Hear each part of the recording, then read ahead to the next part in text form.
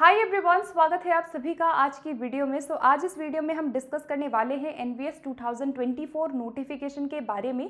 बहुत जल्दी टीजीटी और पीजीटी दोनों ही पोस्ट पे बहुत सारी वैकेंसीज आपको देखने को मिलने वाली है, जिसका डिटेल जो कैलेंडर है वो एनवीएस ने जारी कर दिया है और 15 जुलाई से पहले आप लोगों को जो फॉर्म फिलिंग की प्रक्रिया है वो शुरू होते हुए या जो नोटिफिकेशन है कंप्लीट, जो नंबर ऑफ पोस्ट होंगे, जो भी डिटेल होंगी वो आपको देखने को मिलेंगी। तो इस वीडियो में मैं आप लोगों के साथ आज डिस्कस करने वाली हूँ कि एनवीएस का जो एग्जामिनेशन स्कीम होता है वो क्या होता है। अगर आप अभी से प्रिपेयर करना चाहते हैं तो ये वीडियो आप लोगों के लिए इंपॉर्टेंट होने वाली है। और इसके साथ साथ मैं आप लोगों को ये भी बताऊंगी कि आप कहाँ से इन विषयों की तैयारी कर सकते हैं जिनको यहाँ पे मैंने मेंशन किया है। तो एक एक करके चीज़ों के बारे में बात करेंगे। Watch this video till the end, आप लोग को ज़रूर कहीं ना कहीं एक क्लैरिटी होगी। और बात करते हैं सबसे पहले यहाँ पे, अगर एलिजिबिलिटी क्राइटेरिया की बात करें तो ऑल ओवर इंडिया से कोई भी कैंडिडेट इस भर्ती में अप्लाई कर सकता है। 6 to 12 तक के ये स्कूल्स होते हैं और प्राइमरी की वैकेंसीज यहाँ पे नहीं आती है। यहाँ पे जो वैकेंसीज हैं वो क्लास 6 के स्टूडेंट्स को पढ़ाने के लिए टीजीटी और पीजीटी आगे जो भर्तियां हैं, जो आगे के क्लासेस हैं, उनके लिए यहाँ पे भर्तियां की जाती है। तो सबसे पहले बात करते हैं यहाँ पे एग्जामिनेशन स्कीम के बारे में। तो अगर आप इसका एग्जाम देना चाहते हैं तो आप लोगों को एग्जामिनेशन स्कीम ऑनलाइन मोड में यहाँ देखने को मिलेगा। अभी ऑनलाइन मोड में यहाँ पे हम पुराने जो एग्जाम हुए सीबीटी मोड में उसके अकॉर्डिंग हम यहाँ पे बोल रहे हैं, लेकिन यहाँ पे आप लोगों को मोड में चेंज होने की संभावना यहाँ पे बिल्कुल दिख रही है, क्योंकि सीटेट का भी ऑनलाइन से ऑफलाइन हुआ। ईएमआरएस का एग्जाम भी आप लोगों ने देखा कि आप लोगों का ओएमआर बेस्ड हुआ था, तो हो सकता है कि एनवीएस का एग्जाम भी आप लोगों का ओएमआर बेस्ड हो, लेकिन अभी इसकी कोई कंफर्मेशन नहीं है। ये सारी जानकारी हमें कब मिलेगी, जब डिटेल नोटिफिकेशन आएगा। ठीक है, तो अभी आप ये मान के चलिए कि आप लोगों का एग्जाम जो है वो आपका कंप्यूटर बेस्ड होने जा रहा है। तो ऑनलाइन है आपका mode. Medium of question paper आपका बाइलिंगुअल होता है। आप लोगों को हिंदी और इंग्लिश दोनों में ही आपको प्रश्न पत्र देखने को मिलेगा, केवल भाषा के विषयों को छोड़ के। इसके बाद अगर हम एज की बात करें तो टीजीटी और पीजीटी दोनों की उम्र में, टीजीटी में 35 वर्ष है, पीजीटी में 40 वर्ष है। और यहाँ पे वुमेन रिलैक्सेशन जो है वो 10 साल का दिया गया है, चाहे वो टीजीटी हो पीजीटी हो। तो 10 ईयर ऑल कैटेगरी वुमेन को 10 साल का रिलैक्सेशन है। एससी एसटी कैंडिडेट को 3 साल का, ओबीसी कैंडिडेट्स को 3 ईयर्स का यहाँ पे मिनिमम एज में रिलैक्सेशन यहाँ पे दिया जाएगा। मैक्सिमम एज की बात करूँ तो टीजीटी में 35 ईयर्स है एंड पीजीटी में 40 ईयर्स है फॉर जनरल कैटेगरी। तो आप लोग अपने अकॉर्डिंग यहाँ पे देख सकते हैं कि कितनी आप लोगों की मैक्सिमम एज होगी। और अगर एससी एसटी ओबीसी के साथ कोई व्यक्ति पीडब्ल्यूडी है तो उसको 10 साल की और रिलैक्सेशन यहाँ पे दी जाती है। तो ये हो गया एज क्राइटेरिया। अब बात करते हैं टीजीटी और पीजीटी में। अगर हम मिनिमम एसेंशियल क्वालिफिकेशन की बात करें तो आप लोगों की टीजीटी में ग्रेजुएशन होना चाहिए विद 50% एग्रीगेट मार्क्स।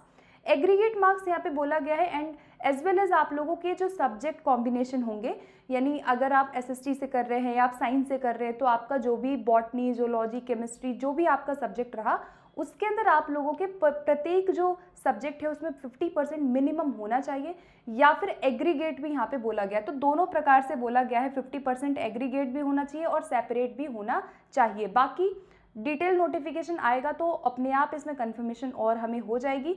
अभी के लिए आप इतना याद रखिए कि आपका 50% होना चाहिए ग्रेजुएशन में, प्लस आपका बीएड की डिग्री होनी चाहिए और सीटेट का पेपर 2 आपका पास होना चाहिए। जब आप फॉर्म फिल करते हैं तो उससे पहले आपका सीटेट का रिजल्ट, आपके जो अंक हैं वो आपके पास होने चाहिए।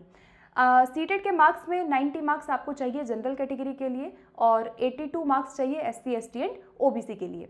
बात करते हैं पीजीटी में, तो पीजीटी में भी 50% आपका पोस्ट ग्रेजुएशन में होना चाहिए किसी भी विषय में जिसमें भी आपने अपना पोस्ट ग्रेजुएशन किया है। So you need at least 50% in that.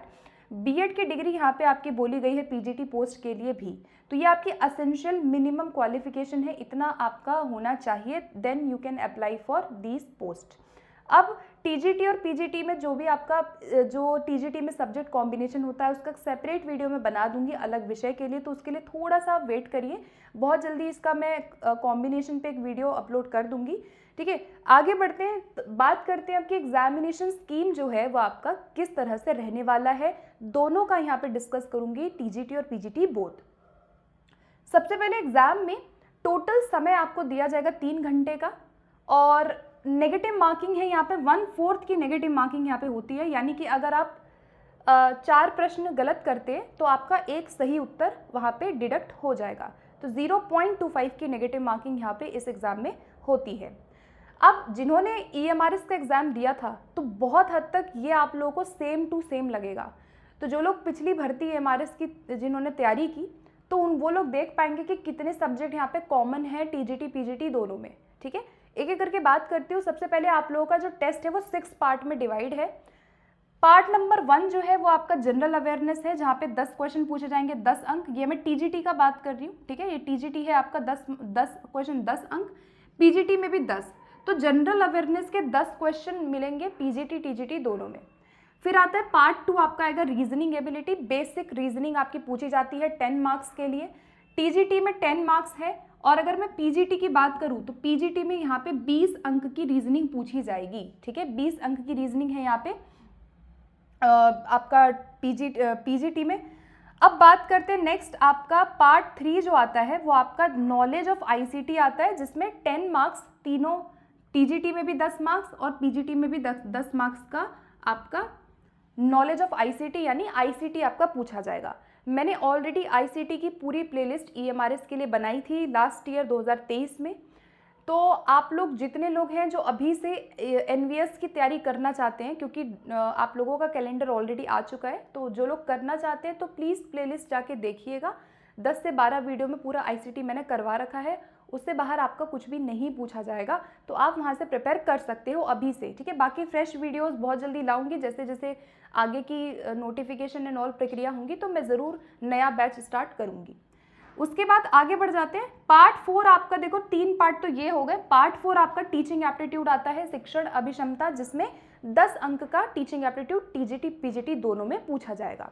बस फ़र्क ये है कि PGT में जो रीजनिंग है वो 20 नंबर की है और TGT में जो रीजनिंग है वो 10 नंबर की है।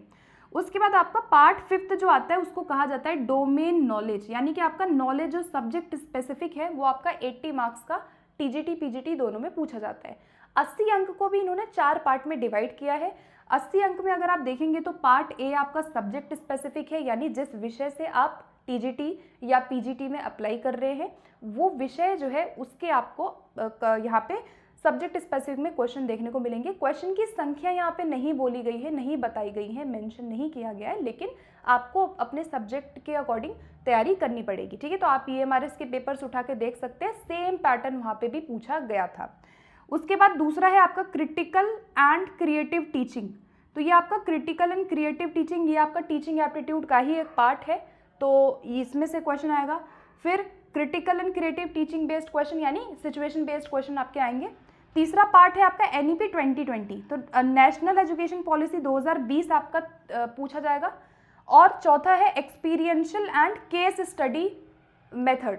तो केस स्टडी से रिलेटेड आपके या एक्सपीरियंशियल एजुकेशन से रिलेटेड आपके क्वेश्चन पूछे जाते हैं। तो ये 4 पार्ट जो आप देख रहे हैं इसमें आपका 80 मार्क्स कवर होगा।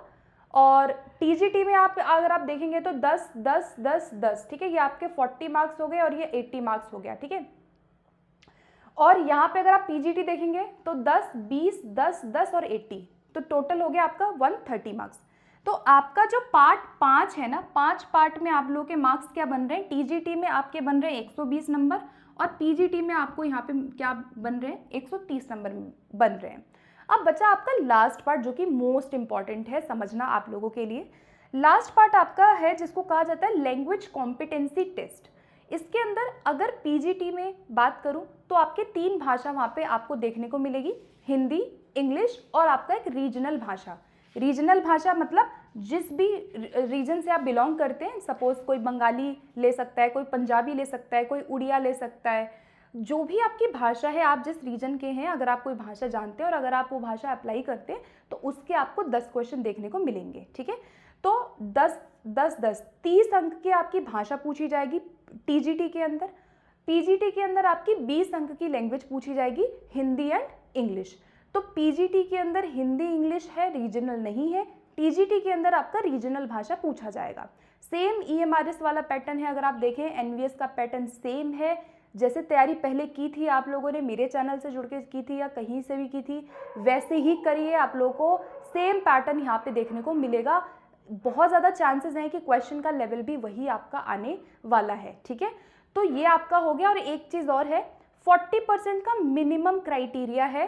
ध्यान से समझिएगा कि अगर आपका पार्ट 6 में मिनिमम 40% अगर आप नहीं ला पाते हैं इन ईच लैंग्वेज, मतलब अगर 10 में से 4 आपके नंबर हिंदी में नहीं आए या फिर इंग्लिश में नहीं आए, 4 नंबर मिनिमम आपको लाना अनिवार्य है। अगर आप यहाँ पे 40% मिनिमम नहीं लाते हैं टीजीटी पीजीटी दोनों में, लैंग्वेज पार्ट में अपने, तो वहाँ पे आप लोगों का पेपर पार्ट जो 5 है आपके ऊपर वाले, ये आपका इवैल्यूएट नहीं होगा।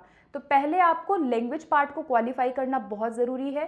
40% आपका होना चाहिए। पीजीटी में आपका 10-10 अंक हो गया, मिनिमम 4 नंबर लाना अनिवार्य है। और टीजीटी में आपका रीजनल भी जुड़ा हुआ है, तो मिनिमम उसमें भी आपको 4-4 अंक लाना अनिवार्य है। तो 40% का क्राइटेरिया फुलफिल होगा तभी आपका पेपर ये इवैल्यूएट होगा। लास्ट ईयर जिनका भी EMRS में पेपर था, बहुत बच्चों का एग्ज़ाम जो था वो लैंग्वेज की वजह से, लैंग्वेज में जो लोग यहाँ पे नहीं कर पाए थे, मिनिमम अचीव नहीं कर पाए थे अंक, उन लोगों का एग्ज़ाम जो है वो वहाँ पे इवैल्यूएट नहीं किया गया था। इसीलिए आप लोगों के लिए ये चीज़ बहुत ज़रूरी अभी से हो जाती है कि आप अपनी तैयारी को अभी से स्टार्ट करें और वेट ना करें नोटिफिकेशन का, क्योंकि एग्ज़ाम की डेट भी आप लोगों की आ चुकी है। लगभग 1 मंथ का आपको टाइम दिया जाएगा स्टडी करने का, तो उसमें केवल रिविजन होता है, स्टडी आपकी अभी से स्टार्ट होगी, ठीक है। तो आई होप कि आप मेरी बात समझ रहे होंगे। आप स्टडी को स्टार्ट करिए, अपनी जो भी आपकी तैयारी है, आप जो भी लोग अप्लाई इसमें करेंगे, डेफिनेटली सबको करना चाहिए, बिकॉज आपकी परमानेंट वैकेंसी है एनवीएस की और